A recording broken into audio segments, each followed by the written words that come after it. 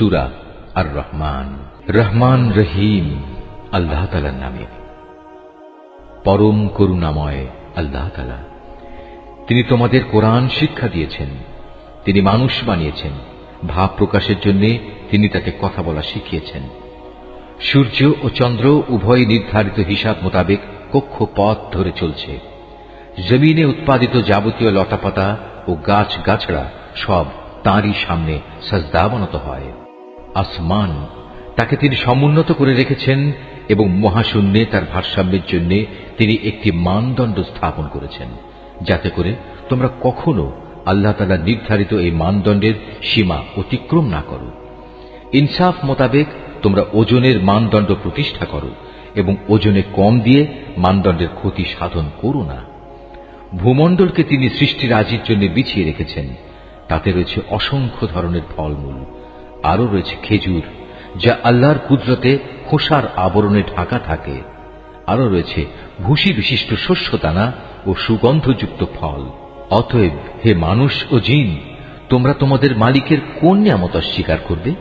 তিনি মানুষকে বানিয়েছেন পোড়া মতো শুকনো ঠনঠনে এক টুকরো মাটি থেকে এবং জিনদের বানিয়েছেন আগুন থেকে।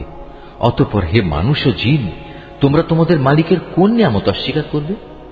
তিনি হচ্ছেন দুই মৌসুমের দুই উদয়াচলের মালিক এবং তিনি হচ্ছেন আবার দুই ঋতুর দুই অস্তাচলের মালিক। অতঃপর হে মানুষ ও জিন, তোমরা তোমাদের মালিকের কোন নিয়ামত অস্বীকার করবে?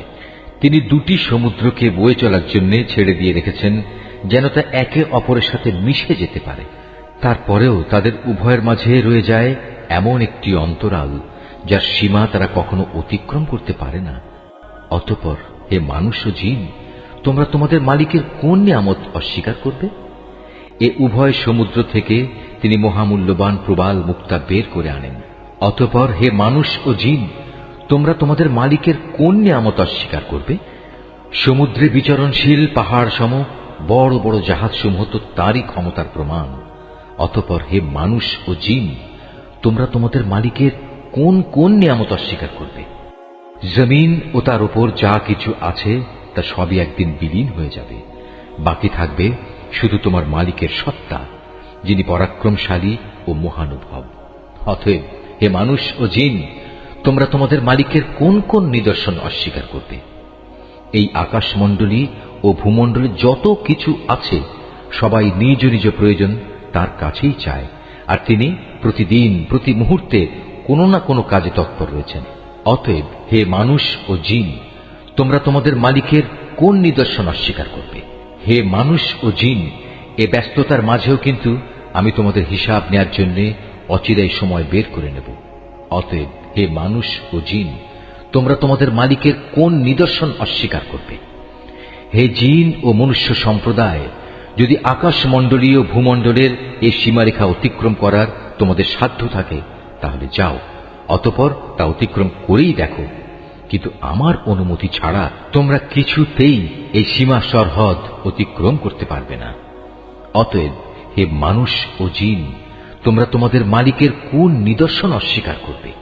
সেদিন তোমাদের উভয় সম্প্রদায়ের উপর আগুনের স্ফুলিঙ্গ ও ধোঁয়ার কুণ্ডলী পাঠানো হবে, তোমরা কিছুতেই তা প্রতিরোধ করতে পারবে না।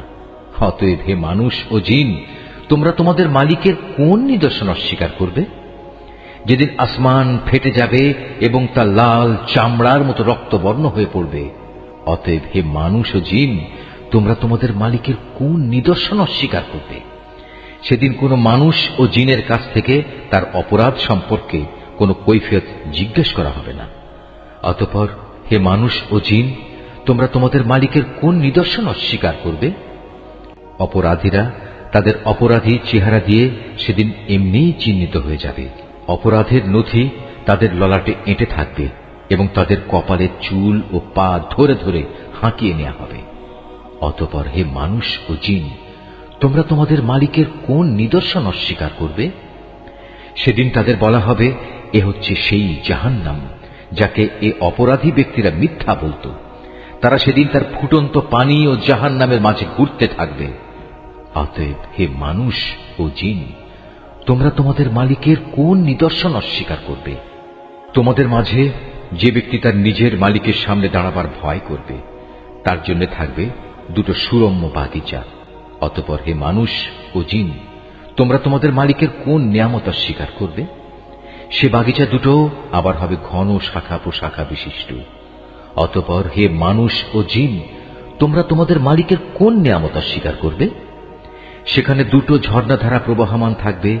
অতএব হে মানুষ ও জিন, তোমরা তোমাদের মালিকের কোন নিয়ামত অস্বীকার করবে? সেখানে প্রতিটি ফল থাকবে আবার দু প্রকারের। অতএব হে মানুষ ও জিন, তোমরা তোমাদের মালিকের কোন নিয়ামত অস্বীকার করবে? জান্নাতের অধিবাসীরা সেখানে হেলান দিয়ে আয়েসে বসবে রেশমের আস্তর দিয়ে মোড়ানো পুরু ফরসের উপর। এ সময় উভয় উদ্যান ফল সহ তাদের সামনে ঝুলন্ত অবস্থায় থাকবে। অতএব হে মানুষ ও জিন, তোমরা তোমাদের মালিকের কোন নিয়ামত অস্বীকার করবে? সেখানকার অগণিত নিয়ামতের মধ্যে থাকবে আয়তনয়না সুন্দরী হুর, যাদের জান্নাতের এ অধিবাসীদের আগে কোনো মানুষ কিংবা জিন কখনো স্পর্শও করেনি। অতএব হে মানুষ ও জিন, তোমরা তোমাদের মালিকের কোন নিয়ামত অস্বীকার করবে? এরা যেন এক একজন প্রবাল ও পদ্মরাগের মতো অপরূপ। অতএব হে মানুষ ও জিন, তোমরা তোমাদের মালিকের কোন নিয়ামত অস্বীকার করবে? তুমিই বলো। উত্তম আনুগত্যের বিনিময়ে উত্তম পুরস্কার ছাড়া আর কি হতে পারে? অতএব হে মানুষ ও জিন, তোমরা তোমাদের মালিকের কোন নিয়ামত অস্বীকার করবে? নিয়ামতের এ দুটো উদ্যান ছাড়াও সেখানে রয়েছে দুটো ভিন্ন ধরনের উদ্যান। অতএব হে মানুষ ও জিন, তোমরা তোমাদের মালিকের কোন কোন নিয়ামত অস্বীকার করবে? সে দুটো বাগিচা হবে চিরসবুজ ও ঘন। অতএব হে মানুষ ও জিন, তোমরা তোমাদের মালিকের কোন নিয়ামত অস্বীকার করবে? সেখানে থাকবে দুটো ঝর্ণাধারা, ফোয়ারার মতো সদা উচ্ছল গতিতে তা বইতে থাকবে। অতএব হে মানুষ ও জিন, তোমরা তোমাদের মালিকের কোন নিয়ামত অস্বীকার করবে? সেখানে আরো থাকবে রং বেরঙের ফল পাকড়া, খেজুর ও আনার। অতএব হে মানুষ ও জিন, তোমরা তোমাদের মালিকের কোন নিয়ামত অস্বীকার করবে? সেখানে থাকবে সৎ স্বভাবের অনিন্দ সুন্দরী রমণীরা। অতএব হে মানুষ ও জিন, তোমরা তোমাদের মালিকের কোন নিয়ামত অস্বীকার করবে? এ হুররা রয়েছে তাঁবুতে অপেক্ষমান অবস্থায়।